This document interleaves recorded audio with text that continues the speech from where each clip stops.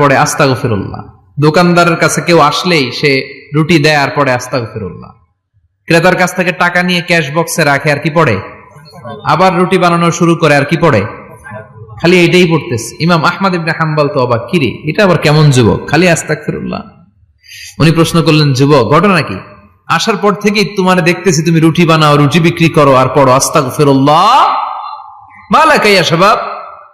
যুবক বলে, আস্তাগফিরুল্লাহ আমার সবচেয়ে বেশি পছন্দের আমল, আমি সব সময় আঠার মতো ইস্তেগফারের সাথে লেগে থাকি আর সব সময় পড়তে থাকি আস্তাগফিরুল্লাহ, আর এর বদৌলতে আল্লাহ আমারে মুস্তাজাবুদ দাওয়া বানিয়ে দিয়েছে।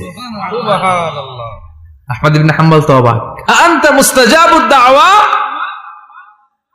তুমি মুস্তাজাবুদ দাওয়া রুটিওয়ালা?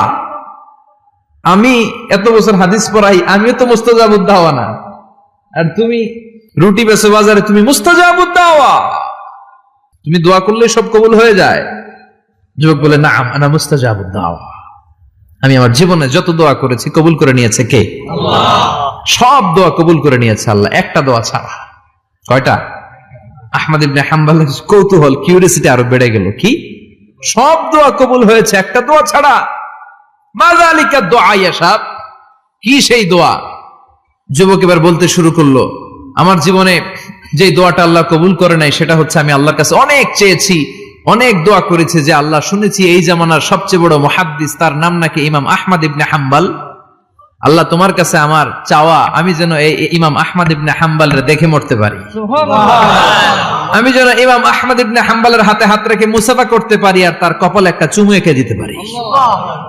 আহমদ ইবনে হাম্বল আবেগপ্রবণ হয়ে গেলেন, চোখের পানি ছেড়ে দিলেন, বললেন, যুবক তোমার এই দোয়াটাও কবুল হয়ে গিয়েছে।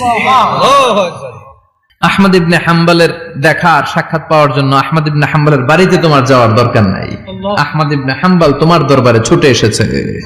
আনা আহমদ ইবনে হাম্বল মুহাদ্দিসুদ দাহর, আমি নিজেই আহমদ ইবনে হাম্বল।